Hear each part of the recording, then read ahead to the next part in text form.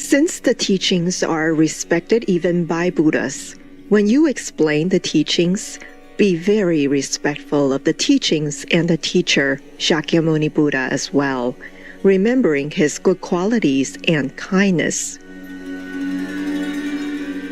Please continue watching to find out more.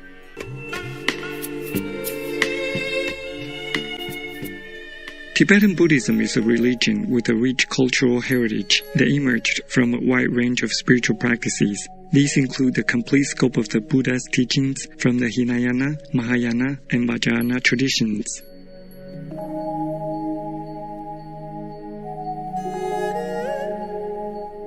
Different schools belonging to Tibetan Buddhism today include the Nyingma, founded by Pamasambhava, Kagyu, founded by Tiloba, Sakya, founded by Kuncho Gyalpo and his son, Sachen Kunganyambo, and Gelug, founded by Zongaba Losam Drogpa. The teachings of Tibetan Buddhism focus on mindfulness of death and the ephemeral nature of life, leading to diligence in meditation and spiritual practice. Mandalas, prayer flags, and Sangha paintings are visual reminders for practitioners on the path.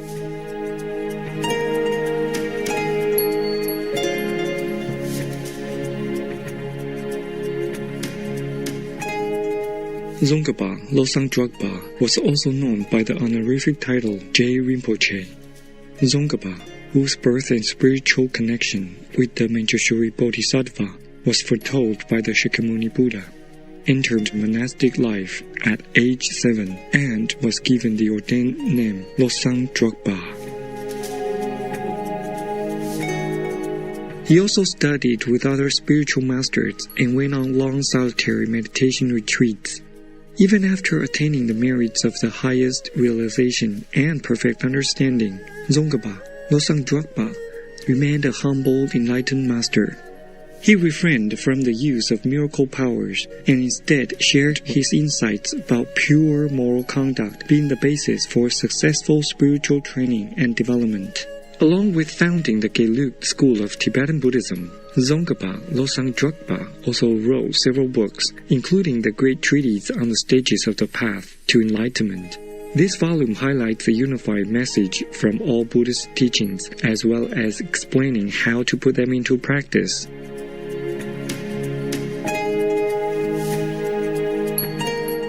Now we are going to present selections from Chapter 3 of the Great Treatise on the Stages of the Path to Enlightenment, how to listen to and explain the teachings.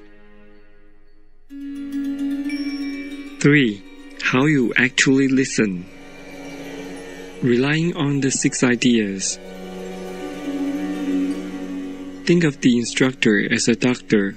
For example, when you are stricken by a severe illness, such as a wind or bile disorder, you seek a skilled doctor. Upon consulting your doctor, you are greatly delighted and listen to whatever your doctor says, revering him or her respectfully. Likewise, seek in this way a teacher who imparts the teachings. Once you have found your teacher, venerate your teacher with respect and do what he or she says. While doing this, consider it a privilege, not a burden, for, as the verse summary of the perfection of wisdom in 8,000 lines says, therefore, wise bodhisattvas who have a strong thought to seek sublime enlightenment vanquish pride decisively, just as the sick rely on doctors in order to cure their illnesses. So, you should rely on a teacher, applying yourself enthusiastically. Think of the instructor's explications as medicine, just as a sick person has a high regard for the medicine prescribed by a doctor. So, too, you should view the instructions and explications that the instructor gives as very important, taking great pains to hold them in high esteem, and not squandering them by lapses, such as forgetting them. Think of earnest practice as the way to cure your disease. Sick persons know that their illness cannot be cured without taking the medicine prescribed by the doctor. They then take the medicine. Likewise, earnestly engage in practice after you have seen that you cannot vanquish such afflictions as attachment without putting into practice the instructions given by the instructor.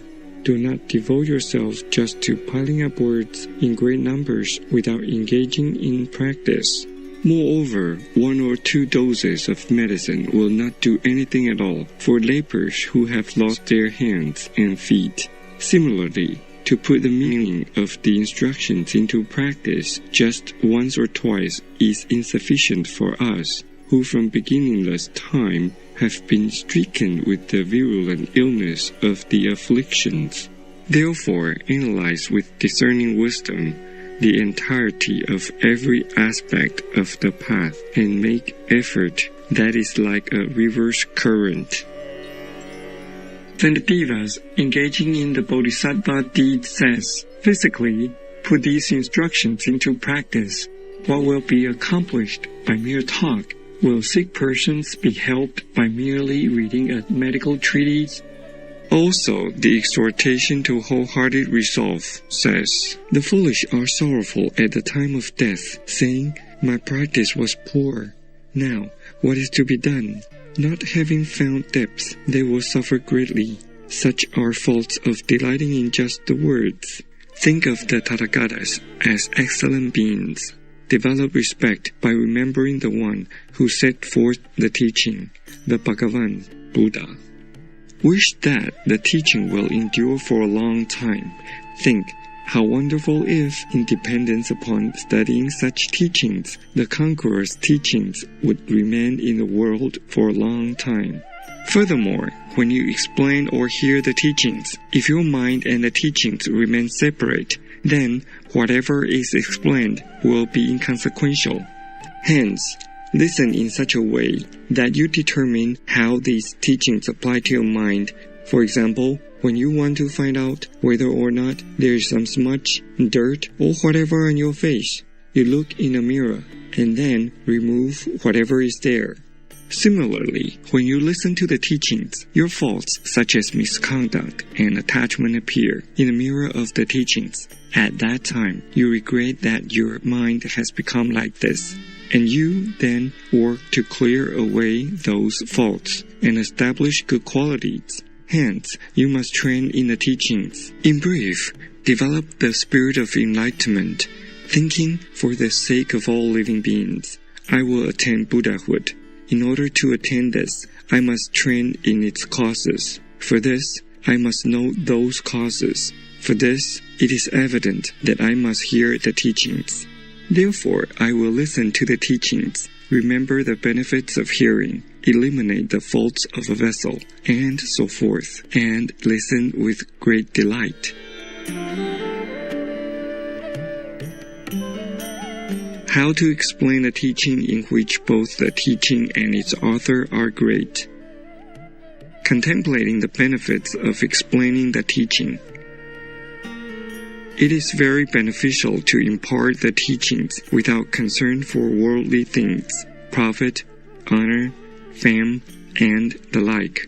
For, as the exhortation to wholehearted resolve says, Maitreya, there are 20 benefits of the generosity with which you give a gift of the teaching without concern for material things, profit, or honor. What are the 20? They are as follows. You will come to have recollection, intelligence, understanding, stability, wisdom, supramundane wisdom, little desire, little hatred, and little ignorance. Also, demons will not find an opportunity to harm you. The Bhagavan Buddhas will think of you as a precious only child. Non-humans will guard you. Deities will bestow charisma and power on you. Enemies will find no opportunity to harm you. Friends will remain steadfast. Your words will be trusted. You will attain fearlessness. You will have abundant happiness. You will be praised by the wise. And your gift of the teaching will be worthy of remembrance. Develop belief in the benefits of explaining the teachings from the depths of your heart, as they are set forth in many collections of sutra.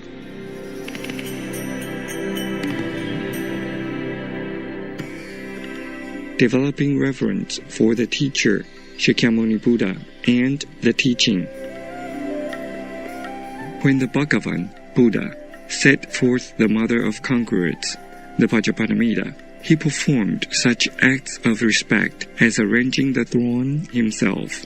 Likewise, since the teachings are respected even by Buddhas, when you explain the teachings, be very respectful of the teachings and the teacher, Shakyamuni Buddha, as well, remembering his good qualities and kindness.